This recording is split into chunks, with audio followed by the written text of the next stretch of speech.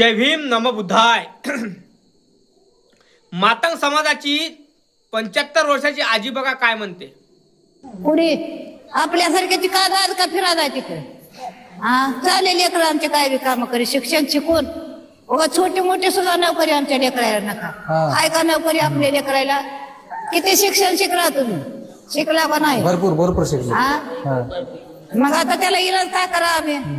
आम्हाला काय पुढलं माहिती काय वाटतं मग शिकलेल्या लोकांना असणाऱ्याला न्याय कसा मिळेल मग शिकलेल्या लोकांना. माहिती असणाऱ्याला का नाही पुढे ढकलून आलं का महाकडली वडाल्या अरे तिकडं नाही इकडं चल असं ओलाले. मग आमच्या सारख्याला का पुढे आहे. हाय का आपल्याला काही सांगा.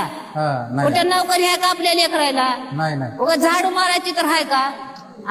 आपले नाव सांगायला मोठे लोक आपला काठ सुद्धा काढून घ्यायला लेकरायचा काठ आमच्यासारखं देऊ राहिले का कृती त्याचे नाव सांगून पुढे व्हायला ते हाय का आपल्याला काही. दिले मी लेकराचं काठ दिले मी लेकराला ह्या कामासाठी. बरं काहीच केलं नाही माझं काहीच नाही. काय तर 2-2.5 लाख रुपये भरले मी लेकरासाठी. लेकरू पुण्याला गेले मध्ये काय करा इलाज काय करा. लोकांचे भांडे बर्तन असं भांडे ते लेकराची भरती केलेली आहे का काय. माझ्या लेकराला नोकरी लागली नाही काहीच नाही. मग ह्याच्यामध्ये कोणाचा दोष वाटतोय तुम्हाला. मध्ये खाणाऱ्याचा सरकारचा दोष आहे. सरकारचा दोष आहे. बऱ्याच वरला आले लेकरू काकृती ना काहीच नाही माग काय का काही. आज ना उद्या बरं होईल लेकराचं म्हणून आम्ही दिलो. हाय का काय आमच्या लेकरायला हाय का काय सांगा. बरोबर आहे. मग तुम्ही काहीतरी इलाज करा आमचा समाज. आपला समाज हा पण आहे. तुम्ही काहीतरी इलाज करा आपल्या समाजाचा. मोठे लोक कुठून होते आपल्यापासून होते का. बरोबर आहे. कुठून होते ते आपल्यापासून आपण मोठे करतात ते ना आपल्या मुंड्या मोडतात ते मोडला बघितला व्हिडिओ. काहीतरी इलाज करा बाबा. आमचे पोरं नोकरीवर नाही आहे. तळ करून बोलाली ना तिच्याकडे पिढी गेली तशी मिळाली पाहिजे. तुम्हाला काही सुविधा भेटल्या नाही. आजीबाईचा 75 वर्षाची आजीबाई आहे ते मूळ खंडे काय तर चढवून घ्यावं म्हणून विचार करायची होती गोष्ट आहे दादा. दुखणं लागलं मला शिक्षणाच्या दुखण्याला पैसे दिले काय करू.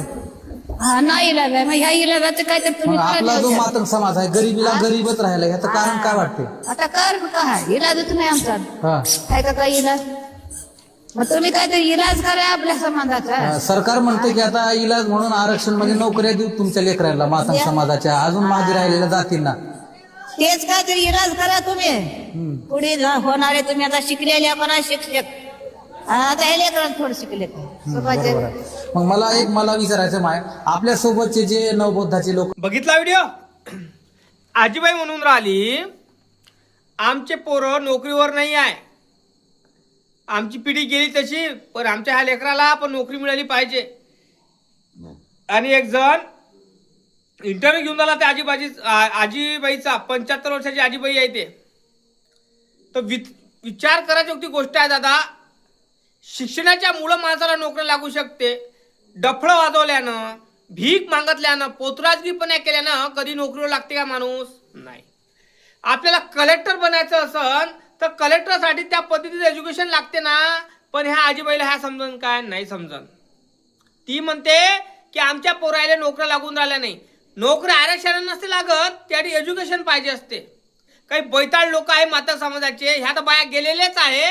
पण गोष्ट सांगून राहिलो काही बैताळ लोक आहे की मातंग समाजातील की ते त्यांना असं वाटते आरक्षणानं नोकऱ्या लागते. अबे गैभान्यांनो गु खायांनो आरक्षणानं कधीही नोकरी लागत नाही. नोकऱ्या लागते एज्युकेशननं. त्या पद्धतीचं एज्युकेशन घ्या. त्या पद्धतीच्या सगळ्या गोष्टी करा तेव्हाच तुम्ही कलेक्टर बनणार. आणि भरपूर मातंग समाजाचे नेते आहे ना 5-6 बावळट लोक त्यांना असं वाटते की कलेक्टर बनणं म्हणजे काही सोपं आहे. बातच मार्केटचा भाजीपालाच होय.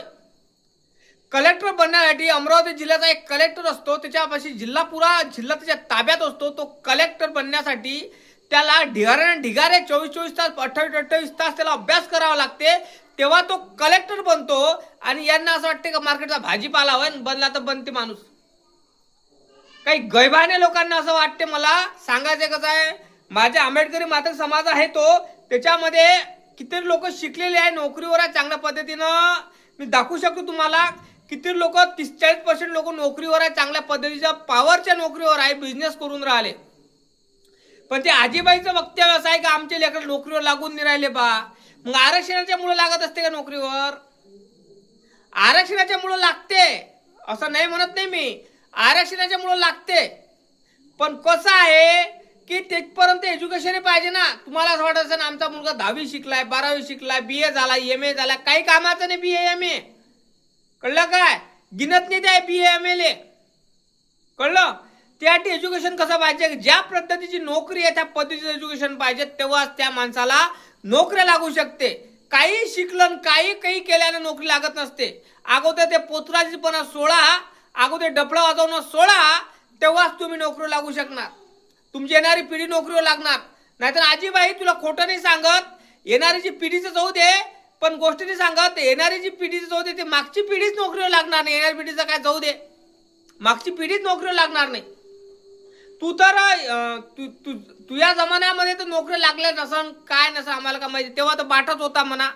आता त्या ज्या इंटरव्ह्यू घेऊन झाला त्या इंटरव्ह्यूवाल्यानं एकच विचारलं होतं की आजीबाई बाट कुण्या पद्धतीचा होता, काय कट पद्धतीचा होता, ते त्या आजीबाईनं सांगितलं असतं. पण ह्या मूर्ख आहे ना, हा इंटरव्ह्यू घेणारा मूर्ख आहे, यानं ह्या पद्धतीचा इंटरव्ह्यू घ्यायला होता की आजीबाई आपल्या गाव कुसाच्या बाहेर घर होते, गांडीला पडा गळ्यात मळकं होतं, आणि अशाच्या पद्धतीनं एखादा मनुवादी बामण चोद्याचा आपल्याला पाणी पिऊ देत नव्हता, जेवण कर म्हणजे उठणं बटण्याची आपल्याला सवलत नव्हती, चहा चौकात बसण्याची सवलत नव्हती. हे कोणी केलं, काय केलं, अशा पद्धतीनं त्यानं वक्तव्य केलं असतं, त्या आजीबाईला विचारलं असतं, तर हा व्हिडिओ अजून अप्रतिम अजून खूप सुंदर झाला असता. दादा खोटून सांगत तुम्हाला मी, अप्रतिम खूप सुंदर झाला असता.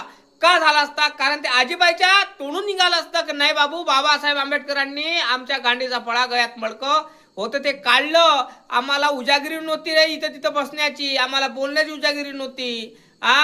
तर किती मनुवाद्यांनी आम्हाला छेडछाड केली आमच्याशी, आपल्यावर अत्याचार केला, महिलेवर अत्याचार केला, स्तन टाकण्याची आपल्याला उजागिरी नव्हती. अशा पद्धतीचे वक्तव्य केलं असतं ना तर अजून हा व्हिडिओ व्हायरल झाला असता दादा. पण आजीबाईनं वक्तव्य काय केलं, आणि वक्तव्य जाऊ द्या, इंटरव्ह्यू घेणारा हरामखोर आहे ना तो, त्याने इंटरव्ह्यू घ्या तो काय म्हणत होता, आरक्षण आपले लोक नोकरीवर का नाही आहे, आपल्याला आरक्षणाचा फायदा भेटून राहिला नाही का, कोण घेऊन राहिला, काय घेऊन राहिला, म्हणजे तो महारापर्यंत येऊनच राहिलं होतं. पण तो 3 मिनिटाचा व्हिडिओ असल्यामुळं तो काही येऊन पोहोचला नाही तिथपर्यंत.